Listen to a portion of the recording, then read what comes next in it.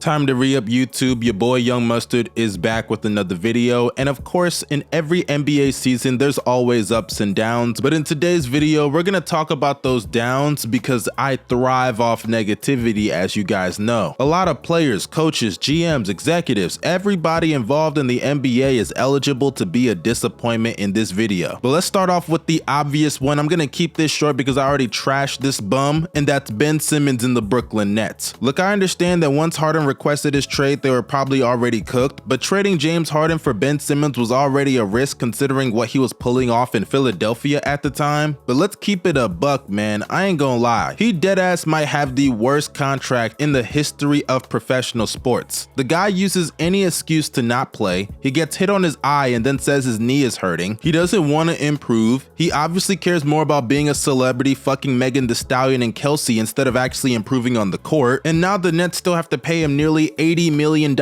over the next 2 years just for him to be a shitty NBA player that contributes to nothing. He's a waste of talent and space on that Nets roster right now, and he just epitomizes their entire franchise's collapse. There's only been 2 saving graces about the Nets season this year. The first one being Mikal Bridges looking like a legitimate 3-level scorer out of nowhere, and the second one being a young Nicholas Claxton already performing at decoy caliber this season. I'm sure they're gonna end up trading Mikal Bridges this offseason for even more assets to further their rebuild, but I'm sorry, I gotta put the Ben Simmons collapse on this list because I would be goofy to forget about that sorry ass nigga. But speaking of sorry, that brings us to another pathetic franchise front office, the Portland Trail Blazers. I ain't gonna lie, they are stuck in the mud, and it's not just on them, it's also on Damian Lillard. I, just like many others, have given up on telling Damian Lillard to leave Portland. If he wants to leave, he'll do that. He's a grown ass man. It seems like he's very comfortable there and he doesn't want to uproot his family away from Portland, and that's fine. I can respect it. He's getting paid over $200 million. I'm not gonna hate on somebody putting the bag and his family first. That's what you're supposed to do in life. But what I am gonna hate on is the fact that the Blazers wasted one of the greatest offensive seasons of all time from Damian Lillard. To put into perspective how crazy Damian Lillard was offensively this year, he had a stretch from January 8th till February 28th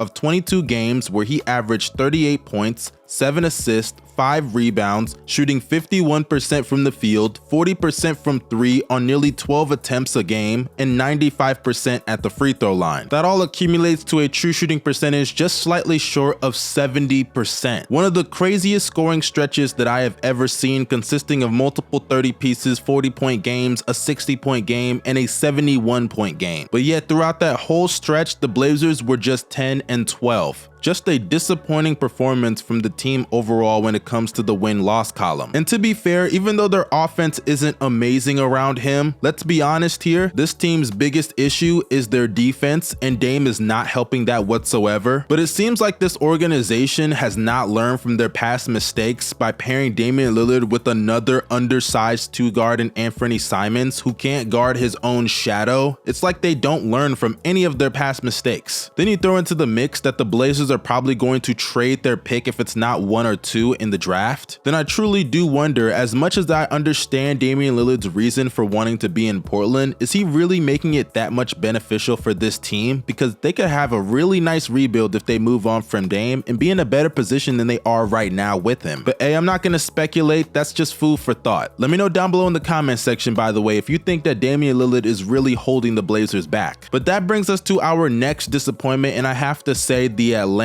Hawks. Now, this is not a disappointment for me because I expected the Hawks to be mid. If you remember in my season preview video, I said the Atlanta Hawks with Trae Young are still mid. DeJounte Murray's goofy nice box score in San Antonio wasn't moving me at all. I told y'all he was a below average volume scorer in today's league, and that's what he's been so far this season. This isn't 2018 anymore. DeJounte is not the same defender that he used to be, and when you combine that with John Collins just being straight up ass, I mean, I know Trae Young had his own slumps, but John Collins is not a good NBA player. There's a lot of things that factor into his obvious regression this year, but I think the biggest one has to be them PEDs wearing off, I ain't gonna lie. Nah, but in all seriousness, he doesn't have the same explosion athletically that he had back in the day in the pick and roll as the roller, obviously. Combined with the fact that as a jump shooter, he isn't that good anymore, especially when it comes to his floor spacing behind the three-point line. He can't really do much with the ball in his hands. He doesn't have a post game or a go-to move. His handle is weak as hell, and then on defense, he's a cone. Mind you, they still have 3 more years of paying this bum $26 million just to be a 13-5 guy. Pathetic. Pathetic. This team obviously rushed their win now phase in back-to-back years, I might add. They tried to pick up Gallinari, Rondo, and Chris Dunn. Remember that experiment when it failed? And now this year they gave up all these picks and players for DeJounte Murray, and in reality it didn't work out one bit. They're in the exact same spot that they were last year, and the East is only going to get better. But while we're on the topic of Trae Young, let's talk about the guy that Trae Young was traded for, and that's Luka and the Dallas Mavericks, because they are also a disappointment this season. I mean, you talk about a team that's filled with ups and downs this year, the Mavericks fit that mold entirely. They already lost Jalen Brunson to start off their year because he left for the New York Knicks in free agency. The pickup of C. Wood was a flop for them. Offensively, he was solid and sound, but defensively, he is a cone. And on the topic of defense, that was their biggest issue all season, and they traded their best defender in Dorian Finney-Smith, also they could get another cone defensively in Kyrie Irving. And look, I understand why they got Kyrie. I'm not going to completely knock them for it. And if you want to say 9 times out of 10 in a season with Luka and Kyrie on a roster, they're going to make the playoffs and this was an anomaly, that's fine. But it seems like the Mavericks don't really care about fit when it comes to the players that they pick up around Luka Doncic. C. Wood and Kyrie Irving may help them offensively, but defensively, they were already lacking even before they got those guys. Jason Kidd, you're also not off the hook as well. The lack of minutes that you're giving to Jaden Hardy and Josh Green throughout the season really pissed me off. You would think this guy Josh Green fucked his wife or something with the lack of consistent rotation minutes that he was getting throughout the entire season. I wouldn't say the Mavericks need to fire Jason Kidd this offseason because the guy did do a great job just last season getting them to the conference finals, but next year he needs to be in the hot seat because his performance this season was completely unacceptable. And by the way, Luka, I gotta say something here. I understand you don't have the ideal build of a great defender, but that still is no excuse for not showing consistent effort on that side of the ball. Whether you're on the ball or off, you're a cone, bruh. And the Luka Doncic stuff is cute, but let's be serious. You need to get in shape. This chubby cheeks bullshit that you be on, it's gonna hurt you in the long run, bruh. You were my pick for MVP. You made me look like a goofball. You ain't even make the play-in, bruh. Step it up next year and come back better, man. You got people in the media, fans, everybody around the community questioning your greatness now. So what you gonna do about it? Bitch and moan like a lame ass nigga? Cause that's not the guy you are. You're the guy that got them to the conference finals just a year ago. You're the guy that was cooking Kawhi Leonard and Paul George in a playoff game in your sophomore season in the bubble and hit a game-winning shot in the playoffs. You're Luka motherfucking Doncic.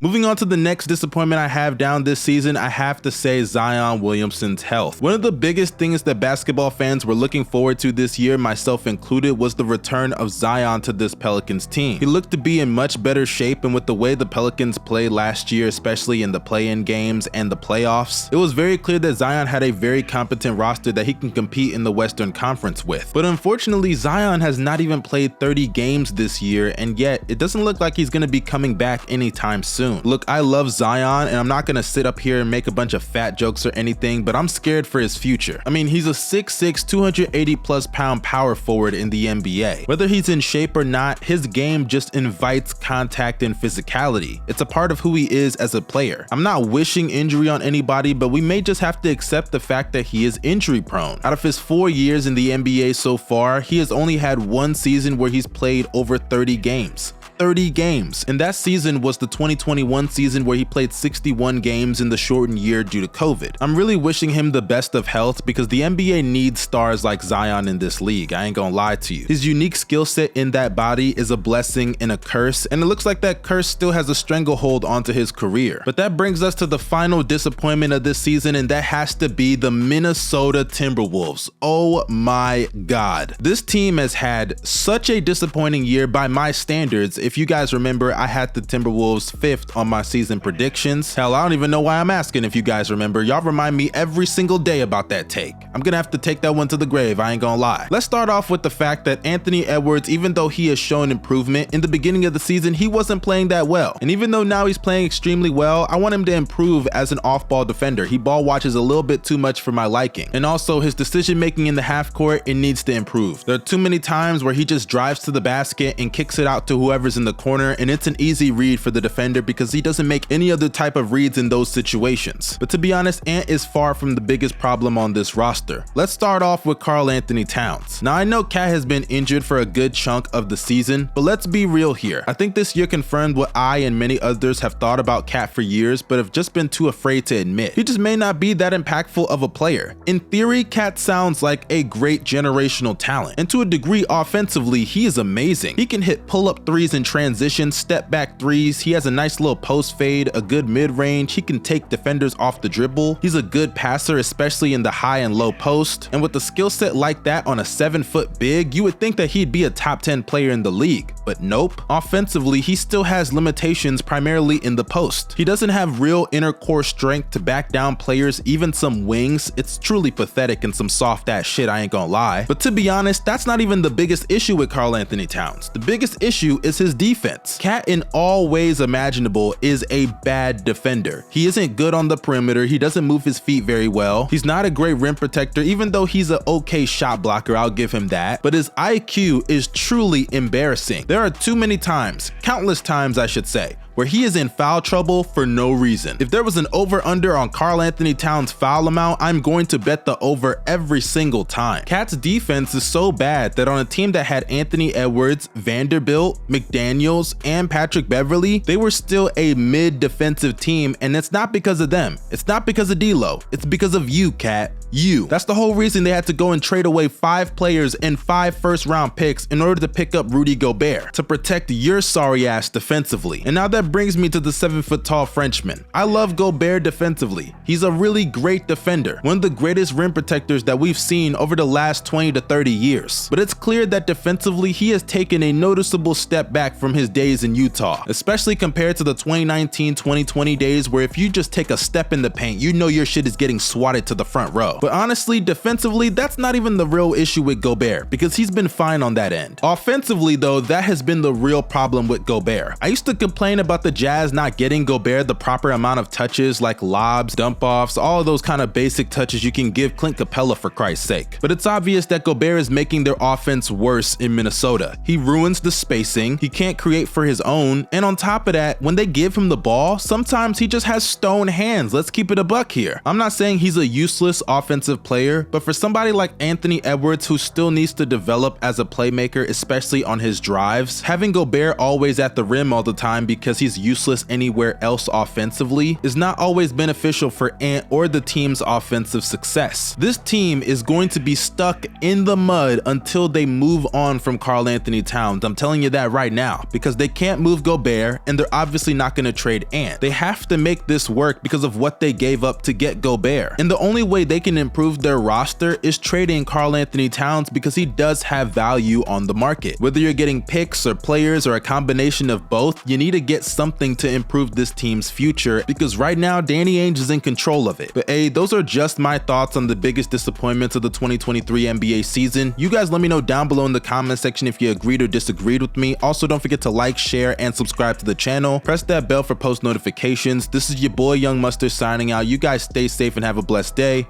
Peace.